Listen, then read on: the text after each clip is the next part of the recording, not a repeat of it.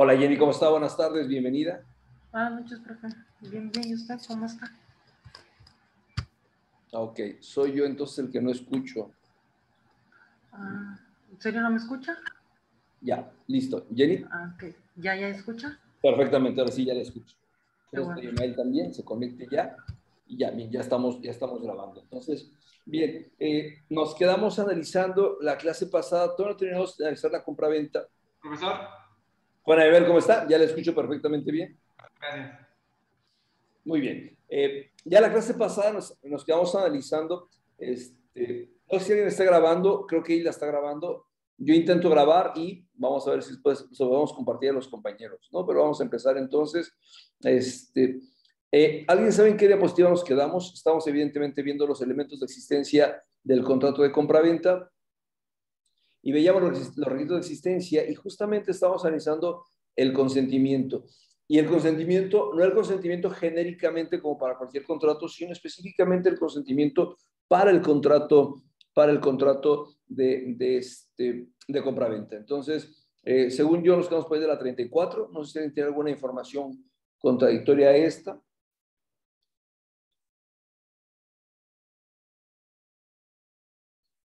La verdad no me acuerdo, profesor, como ya leí como 10 veces la diapositiva, entonces ya no sé ni dónde estoy. Creo yo, nos habíamos quedado en la 36, Ajá. pero no sé si estoy en lo correcto. Según yo, porque Víctor pidió que la pusiéramos en el chat y qué lámina nos habíamos quedado en la clase y yo la puse. Pues. Ok. Bueno, no me acuerdo, pero bueno, lo que sí recuerdo perfectamente bien es que dimos los tres ejemplos, las tres clases del no consentimiento o la falta de existencia de la diapositiva número 34, que es respecto del acto relativo de dominio, que ponemos el ejemplo de que por anuncio de se vende o se renta, y en este caso específico no teníamos la claridad. Cuando no quedamos en el precio, veíamos a aquellas personas que habían dado el consentimiento posterior a eso. Me parece que por ahí nos quedamos. Y estaría bien recapitular por ahí, creo que por ahí estamos. Entonces, pues me da muchísimo gusto verlos. Vamos a continuar, sobre todo que estamos grabando la clase, pues va a ser como que más emotivo, ¿no? Nos como artistas. Entonces, muy bien. Eso, muy bien, ahí va a ser la actitud. Bien, entonces vamos a empezar. Jenny, ayúdenos por favor con la número 35. Es otra forma de no tener el consentimiento en un contrato de compraventa. Jenny, por favor. Ok. Cuarto, respecto a la forma. A su falta cuando se exige, produce nulidad relativa. 5. Respecto a las cláusulas supletorias. Su no concordancia determinan que se tengan por no puestas. Respecto a las naturales, su no consignación determina que se tengan por puestas. Muy bien, vamos a empezar con esta Ya me parte. acordé, ahí nos habíamos quedado porque esa sí batallamos un poquito para entenderla. Sí, me parece que queremos con esas cláusulas accesorias y las cláusulas naturales. Entonces, bien, vamos a establecer primero esta, que es la número 4. Decíamos respecto a la nulidad. ¿Cuáles son los contratos de compraventa que requieren formalidad? ¿Alguien se acuerda? Sí, los de bienes inmuebles. Sí. Cuando es en función de bienes inmuebles, se requiere una forma escrita y no cualquier forma escrita. Se requiere que esté escrito ante notario público. Entonces, elevar la categoría de escritura pública o llevar ante notario público es un requisito que necesitamos según el artículo 2222 del Código Civil vigente en Baja California Sur, que debe haber un correlativo en Sonora, para los que nos están grabando allá en Sonora, que establece que todos los actos traslativos de dominio de bienes inmuebles tienen que hacerse en escritura pública. Ya hemos platicado algunos ejemplos, no sé si es en esta clase o en otra diversa, en donde ponemos el ejemplo de haber celebrado un contrato privado y habíamos dicho que esos contratos privados surte efectos inter alius acta, o sea, es decir, sí surte efectos, están viciados de nulidad relativa, pero como las partes están conscientes que no tiene esa formalidad, ninguna de las dos partes que participan en el contrato pueden hacer valer la nulidad relativa. Un tercero sí. Para que surta efectos contra terceros, entonces ocupamos que el contrato de compraventa se inscriba en el registro público de la propiedad. ¿Sale? Bien. Respecto de las cláusulas supletorias, su no concordancia determina que se tengan por no puestas y respecto a naturales, su no consignación determina que se tengan por puestas. Entonces, bien, ¿cuáles son las cláusulas naturales del contrato de compraventa?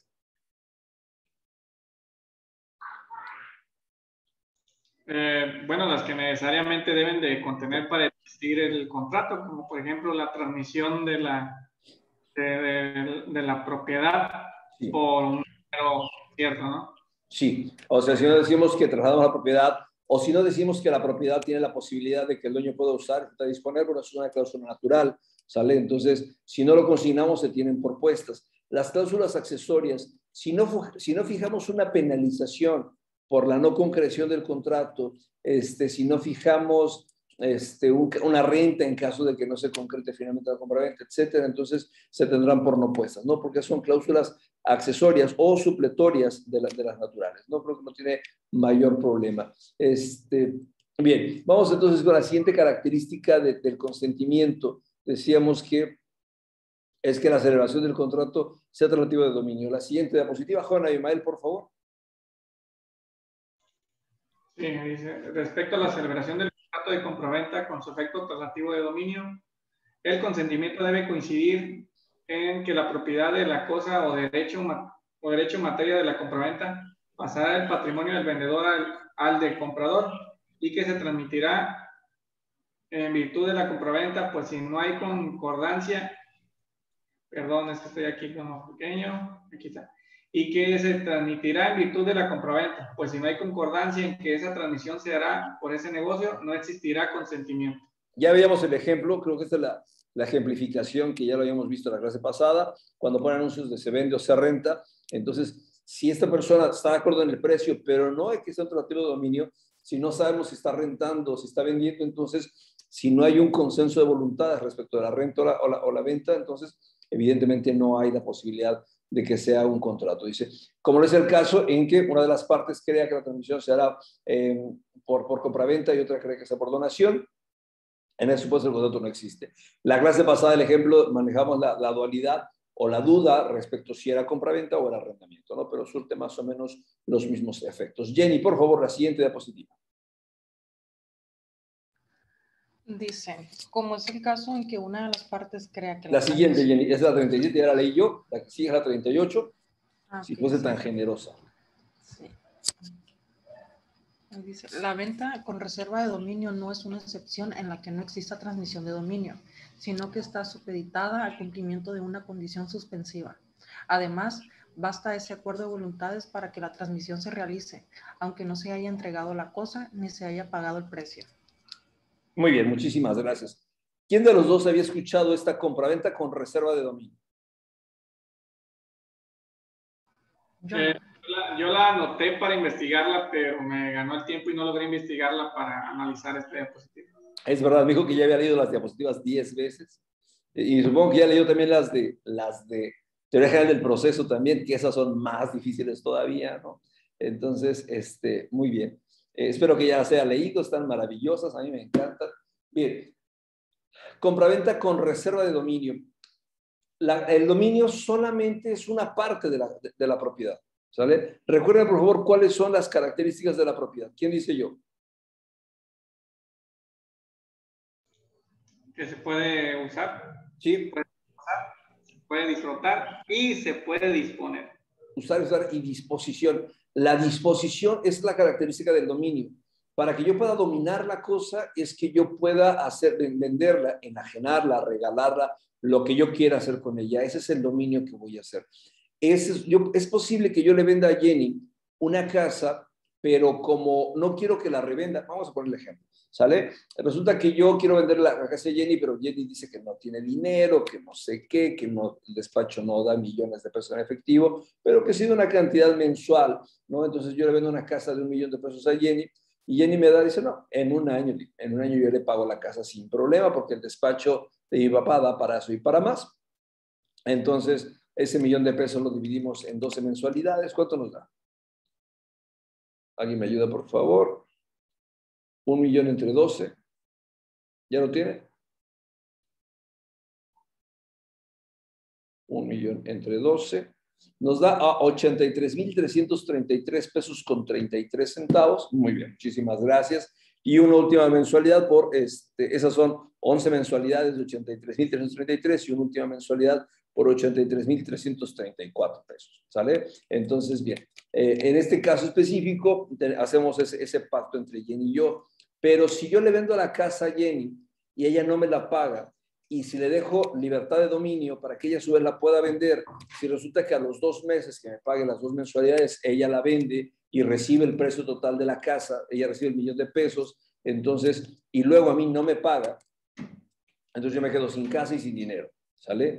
Entonces otra persona más se queda con mi casa y Jenny se queda con el dinero, ¿sale? Entonces, en este caso específico yo no quiero correr ese riesgo, no porque desconfíe de Jenny, sino porque soy un abogado que tengo conocimiento de que existe la compra-venta con reserva de dominio, ¿sale? Entonces, yo se lo vendo a Jenny, pero en este contrato de compra-venta que hacemos ante notario público, yo le digo que me reservo el dominio para cuando termine de pagarme el $1,000,000.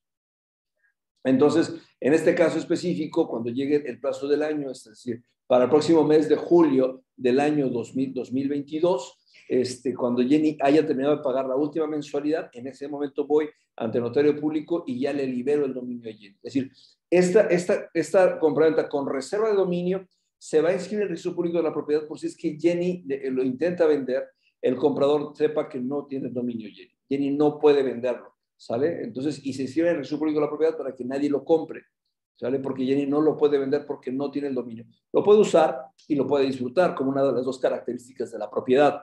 Lo que no puede hacer Jenny es venderla porque no tiene el dominio. Se llama compraventa con reserva de dominio y esa reserva de dominio tiene que inscribirse en el registro público de la propiedad. ¿Por qué? Como lo dice aquí, está sujeto a una condición suspensiva, ¿sale? Es decir, cuando ya Jenny termine de pagarlo, en ese momento ya yo libero el dominio de Jenny. Ya Jenny ya disfruta de la propiedad completa, lo puede usar, disfrutar y disponer, ¿sale? Esa es la reserva de dominio. ¿Alguien tiene alguna pregunta? ¿Algo que me quedó claro? Yo, profe, solo Bien. para encuadrar más la idea, ¿esto es lo que se hace como cuando uno solicita su crédito en Foviste o en Infonavit? Bien, generalmente no, porque no sé si antes, la verdad es que no sé si antes, quizá antes sí, ahora ya no. Anteriormente, no sé si se acuerden, es más, seguramente han visto ustedes los edificios del Infonavit o de Foviste, que son edificios exprofesos hechos por la empresa, es decir, por la misma Infonavit Foviste hacía los departamentos o hacía las casas. Y ella daba los créditos para la casa, pero ella básicamente ella hacía las casas y entregaba las casas mediante este crédito.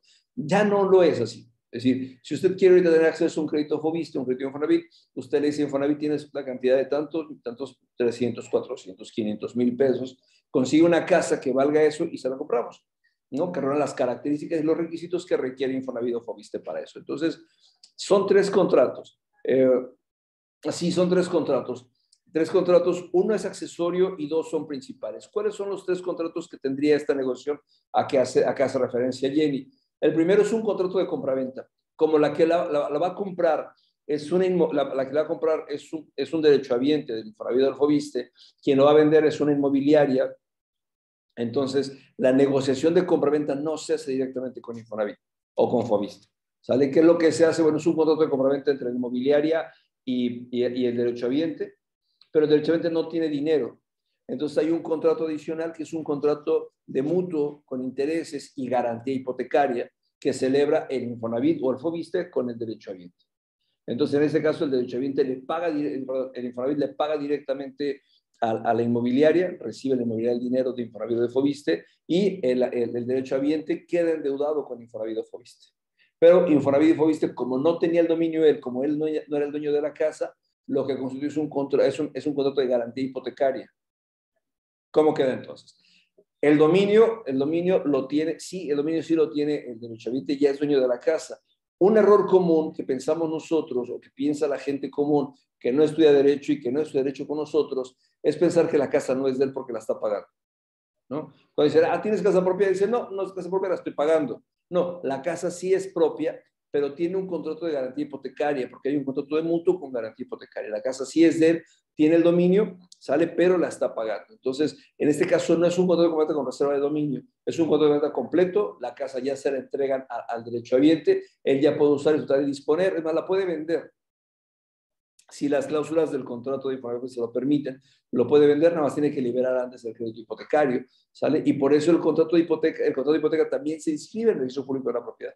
Si alguien quiere comprar la casa, así como pueden encontrar la reserva de dominio, dicen todavía el dueño anterior se reservó el dominio, ¿sale? Aquí el dueño anterior no se reservó el dominio, ¿sale? La inmobiliaria no se reservó el dominio, lo que hizo fue entregó el bien inmueble, esta persona la pagó con el dinero de Infonavit y Fobiste, pero Infonavit y Fobiste constituye un gravamen hipotecario que tiene usted razón, Jenny. Se inscribe también al registro público de la propiedad, ¿sale? Para que todo el mundo sepa que esa casa tiene una garantía hipotecaria. Si yo la quiero comprar, tengo que pagar la garantía hipotecaria, ¿sí? O ya sé que yo compro la casa, pero que está pesando sobre una garantía hipotecaria y que si no se cumple el contrato me la pueden ejecutar a mí o me la pueden cobrar a mí. No sé si me expliqué, Jenny. ¿Sí? Muy bien. Es un poco complejo porque son 3 contratos: compraventa, contrato de mutuo y la garantía hipotecaria. Ese es el accesorio que sigue la suerte de los 2 principales. Sí, ¿sale? o sea que en el primero el vendedor se queda con la propiedad. Es que trato de entender esta parte. En el primero el vendedor se queda con la propiedad esperando a que le paguen. No con la propiedad, con una parte de la propiedad. El Ok. derecho real de propiedad tiene 3 características. El propietario puede usar, disfrutar y disponer. Lo único que se va a quedar es con la disposición. Qué bueno que fue este dedo. Se va a quedar con la disposición. Jenny se iba a reír, no se aguantó las ganas y se rió. Sí. Solo se va a quedar con la disposición. Es decir, el vendedor se queda con la disposición para que él no pueda disponer de la casa. No la pueda vender hasta que se cumpla la condición suspensiva. ¿Vale? Okay. En el caso de los contratos de Infonavit, esperamos que no, porque en este caso el vendedor es la inmobiliaria que él sí entrega la casa completa, ¿no? Porque él recibe su dinero completo, no se reserva ninguna acción. ¿Sale? Okay, ¿Alguna pregunta más, Jenny? ¿Sí quedó claro? No, sí, ya quedó entendido. Gracias. Muy bien. Ahora sí con la siguiente diapositiva, la número 39, por favor, Jenny, si fuera tan generosa. 2. En cuanto a la cosa o derecho y el precio. El consentimiento debe coincidir sobre el objeto y el precio, pues si hay error en la cosa o en el precio, no habrá consentimiento concordante, luego el contrato será inexistente. Muy bien, me parece muy bien. No veo mayor problema en este caso. ¿Sí? Básicamente es, aún si no nos ponemos de acuerdo en el precio, y es lo que habíamos ya dicho la clase pasada, entonces a lo mejor él sí manifestó su oferta, a lo mejor le aceptaron su oferta, pero el siguiente paso es el que ya no quedó tan claro, ¿sale? Ya no queda la oferta, por más aceptar la oferta en el plazo establecido por la ley. ¿Cuántos días eran? ¿Se acuerdan? 3 días, ¿no?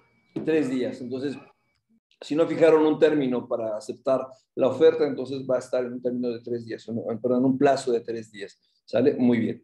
Vamos con el objeto, que es la siguiente de las diapositivas. Dice, el objeto de compraventa es doble. Por una parte, la cosa o el derecho que por vender, y por otra, el precio por pagar. La obligación fundamental del vendedor es la transmisión de la propiedad de la cosa o derecho. Luego, su objeto inmediato es esa cosa o derecho. La obligación fundamental del comprador es pagar un precio cierto y en dinero. Luego, el objeto inmediato del precio, entonces, es el objeto o la compraventa de la cosa o derecho y el precio.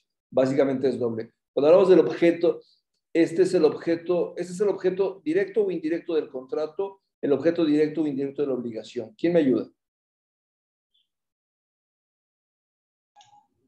El objeto directo de la obligación, permítame, el objeto directo de la obligación es la prestación que debe de realizar, es el objeto directo. Y el objeto indirecto, pues es como se puede decir que es explicar precisamente el detalle de esa función, de esa hacer, no hacer o dar. Muy bien, entonces ese sería el objeto indirecto del contrato, porque el objeto directo del contrato es generar derechos y obligaciones, y la obligación es la prestación de dar, y en este caso es una prestación de dar, ¿no? De dar el dinero, y, sí, y una prestación de hacer en caso de que tenga que escriturar la cosa, porque, por ejemplo, si fuese un bien inmueble, lo que tenemos que hacer es escriturarlo, ¿sale? A lo mejor sí entrega las llaves, pero básicamente es una prestación de hacer, que es poner a disposición del comprador justamente el bien que se está vendiendo. ¿Sale? Vamos con la siguiente diapositiva. Abimael, por favor. Sí. La 41, ¿verdad? La 41. La cosa o el derecho. De conformidad con el derecho positivo mexicano, son objeto de compraventa todas las cosas y derechos que satisfagan los requisitos estipulados por la ley. Así pueden venderse y comprarse muebles, inmuebles, derechos reales y derechos personales. Muy bien. Dígame ejemplo, por favor, de derechos muebles y inmuebles no tenemos mayor problema. De derechos reales. ¿Cómo es posible que pueda comprar inmuebles y aparte pueda comprar derechos reales? Como por ejemplo el de herencia. ¿Cuál? El de la herencia es un derecho real. Más o menos, ¿no? No siempre la herencia es un derecho real. El de testamento. El testamento sí, o sea, me queda claro lo de la herencia, pero puede ser que la herencia tenga derechos reales y derechos personales. A lo mejor lo que yo heredo, aparte de los bienes muebles, a lo mejor mi autora de la sucesión o quien me dejó como heredero, me dejó algunos pagarés.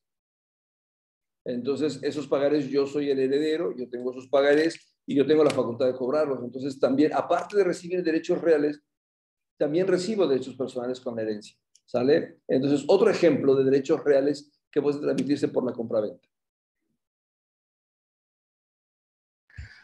Yo, profe, no recuerdo cómo se llama esta cosa cuando alguien adquiría la deuda de otra persona. Ajá. ¿Cómo era? No recuerdo cómo es el nombre, la verdad, lo vi en obligaciones. Sí, cesión de deuda, por ejemplo. Sí, Entonces, sí. básicamente en esto yo puedo comprarle, y lo hace. Usted va y compra la cartera vencida. ¿Qué derechos están vendiendo en eso? ¿Derechos reales o derechos personales?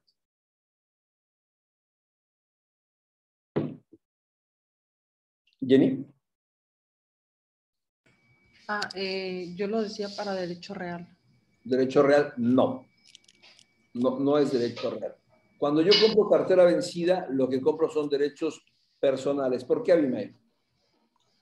Porque los derechos personales son aquellas obligaciones, pues, así en palabras sencillas, son aquellas obligaciones que existen entre personas. Es correcto. Entonces, sí, cuando yo voy a comprar una cartera de clientes y compro evidentemente los pagarés, no compro el papel como tal, ¿sale? No compro ese papel firmado. Lo que compro, dada el atributo de incorporabilidad del título de crédito. ¿Quién me recuerda, por favor, cuál es ese atributo de la incorporación del título de crédito? ¿Quién dice yo? ¿Era algo sobre la legitimación? ¿Otra vez? ¿Era algo sobre la legitimación? No, Abimael. ¿Cuál es la característica de incorporación del título de crédito? Le voy a fallar con esa, no recuerdo. Muy Sí. mal. Muy mal. Bueno, la característica es que el documento trae incorporado un derecho en sí mismo, ¿sale? Es decir, el título de crédito como tal va a tener un derecho incorporado a él. Entonces, en ese caso específico, lo que yo compro es el derecho. Básicamente no compro el papel. Es decir, este formato de 2 pesos, 3 pesos que me meten en la papelería no es lo que estoy comprando.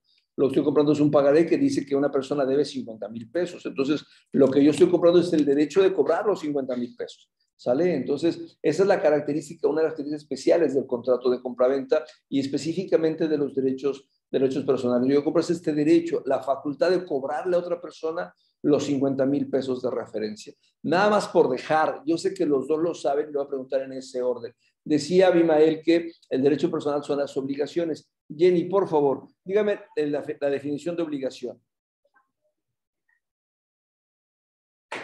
La obligación es...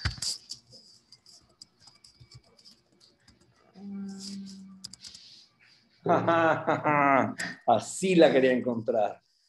No, espérame, la obligación es... Ay, no, profe, no se me puede olvidar esta. Jenny, años tenemos. Yo creo que... ¿Cuántos años tenemos de conocernos, Jenny? Porque llevan la uni casi 3. Y sí, ¿cuántos años tenemos de conocernos, Jenny? Unos 3 años, yo creo. Desde la primera clase que dimos, desde aquel lejano Derecho Civil 1. Ya. Eso. Solo necesitaba apaciguarme ahorita. Ok, muy bien. La escuchamos. Todo el día, yo sí. La obligación es el vínculo jurídico entre 2 o más personas para... la obligación es el vínculo jurídico entre un acreedor y un deudor. Profe, no manches. Hasta yo me impresioné. Abimael lo acaba de ver. Abimael no tiene chiste porque Abimael tiene, aparte de que tiene buena memoria, venimos del curso pasado. O sea, no tiene mérito. Pero vamos a escuchar a Abimael a ver si es cierto. Es una relación jurídica en la que existe un sujeto activo llamado acreedor y un sujeto pasivo llamado deudor. en la que este último se ve en la necesidad jurídica de realizar una prestación de dar, hacer o no hacer, en la que el sujeto activo tiene la facultad para exigir dicha obligación. Deja atiendo aquí en la... Ok, estaba parcialmente bien, le faltó un detallito al joven Abimael, pero es eso, Jenny, ¿no? Entonces, cuando hablamos de obligaciones y podemos comprar obligaciones, como ya usted lo dijo, ¿no? Le faltó un detallito al joven Abimael, nada más que aún que ya regresó, porque le faltó un detallito. Sacaría 9, yo creo, en su exposición. La casa estaban hablando y me fui rápido. Ok, muy bien. Sí, porque le faltó justamente esta última parte. Entonces, sí, obligación justamente es esa relación de naturaleza jurídica entre dos sujetos, un sujeto activo llamado acreedor, un sujeto pasivo llamado deudor, donde este último se encuentra en la necesidad jurídica, es una prestación de dar, hacer o de no hacer. Estas son las prestaciones que estamos adquiriendo. ¿Vale? Cuando se hace la compraventa de una obligación o de un derecho personal, como quieran ustedes llamarle, lo que se adquiere es esta facultad de exigirle al sujeto pasivo. Entonces, reitero, yo no compro el papel de 3 pesos de la papelería. Ese papel de 3 pesos dice que una persona debe 50,000 pesos. Entonces, lo que yo estoy adquiriendo es la facultad de exigirle, porque ya soy yo el nuevo acreedor, la facultad de exigirle al deudor esta prestación de hacer. ¿Sale? El documento no vale 3 pesos que costó la papelería o 2 pesos que costó la papelería. El documento vale 50,000 pesos que él se comprometió a pagar. ¿Sale? Esa es la característica de incorporación del derecho al título de crédito. ¿Sale? Y se puede comprar eso. No sé si alguien tenga alguna duda, alguna pregunta, con toda confianza, es el momento idóneo para hacerlo. Bien, podemos comprar bienes muebles, inmuebles, derechos reales y derechos personales. Básicamente vamos con la siguiente definición. Joven Abimael, definición de derecho real. ¿Me lo está pidiendo o lo vamos a ver en la diapositiva? No, me lo estoy pidiendo. Ah, ok. El derecho real es aquel derecho que se ejerce sobre las cosas. Es decir, aquel como lo decía, de usar, gozar, disfrutar y disponer. No. Perdido, discúlpeme, hoy tuve un día muy estresante. No, sí, ya los sentía los dos, ¿no? Entonces, sí, pero bueno, vamos a reivindicarnos, no se preocupen, y sirve que reiteramos nuestra postura ideológica en el derecho civil. No, el derecho real es este poder directo e inmediato que se ejerce sobre una cosa para su aprovechamiento total o parcial y que es oponible a terceros. Y a veces terceros hablamos de un sujeto pasivo universal, ¿sale? Ese es el derecho real. Y de estos derechos reales existe una gran variedad. Claramente que si yo compro el derecho real de propiedad, básicamente estoy comprando el inmueble. Cuando dice que puedo comprar inmuebles, por eso se homologa muchísimo, por eso ven anuncios que dice se vende esta propiedad. Bueno, ahí está un poco, no está tan correcto, porque lo que se está vendiendo es el derecho real de propiedad de la casa, ¿no? Entonces tendría que decir, se vende el derecho real de propiedad de la casa, que es este derecho, o se vende esta casa, ¿no? Que podría ser, es decir, básicamente se vende esta casa, adquiero todos los derechos reales, pero el derecho real, que es el de propiedad, pero existe la posibilidad de que vendan solamente el usufructo, o el uso, o la habitación, que son derechos reales también derivados de ese bien inmueble. Entonces, puede comprarse derechos muebles, bienes muebles, inmuebles, derechos reales o derechos personales, cualquiera de esos. ¿Sale? Vamos a ver cuáles son los requisitos de las cosas para ser compradas. Por favor, la siguiente diapositiva, la número 42. Jenny, si fuera tan generosa. Sí, profe. Requisitos de la cosa para poder ser objeto del contrato de compraventa. Son los exigidos para el contrato en general, solo que aplicados al objeto en compraventa. Son 3 los requisitos exigidos para que el objeto pueda ser materia de la compraventa. Primero, que la cosa objeto del contrato o del derecho exista o pueda existir en la naturaleza. 2, que sea determinada o determinable en cuanto a su especie. Y 3, que esté en el comercio. Bien, fíjese que yo soy propietario de un terreno. Yo soy propietario de un terreno, digamos, por ahí por Chametla, ¿no? Por el Centenario, son un poco más elegantes. No, soy dueño de un terreno en el Centenario, ¿sale? Este terreno tiene un valor aproximado de 500,000 pesos, ¿sale? Bien, entonces, dice una persona, fíjate que yo soy dueño del predio vecino y quiero en esos 2 predios, en esos 2 terrenos baldíos, quiero construir. ¿Sale? Entonces, él me dice, véndeme tu terreno o dame tu terreno, véndeme tu terreno de 500,000 pesos, pero yo no te voy a pagar con dinero. Lo que voy a hacer, voy a desarrollar ahí unos condominios y esos condominios van a tener un valor aproximado de 1,200,000 pesos cada condominio. Va a tener alberca, áreas comunes, albercas, va a tener jacuzzi, va a estar espectacular viendo hacia allá. ¿Sale? Entonces quedamos en esos términos. Entonces yo le traslado la propiedad a esta persona para que esta persona desarrolle este conjunto habitacional, y lo que va a hacer es que cuando acabe ese conjunto habitacional, él me va a vender a mí este local, perdón, este departamento, condominio, etcétera, con un costo de 1,200,000 pesos. Se puede hacer, es decir, si es un objeto que esté en el comercio, que pueda existir, que se determina que exista, ¿y qué contrato sería?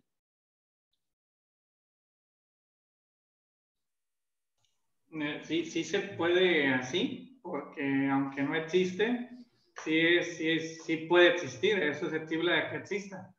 Y sería, creo yo, bajo condición suspensiva. O hasta que, bueno, como no le puso una fecha, pues sería bajo condición suspensiva para que ya cuando termine, pues entonces se proceda a la venta. Así, a grandes rasgos lo veo yo. Ok. ¿Qué contrato es, Abimael?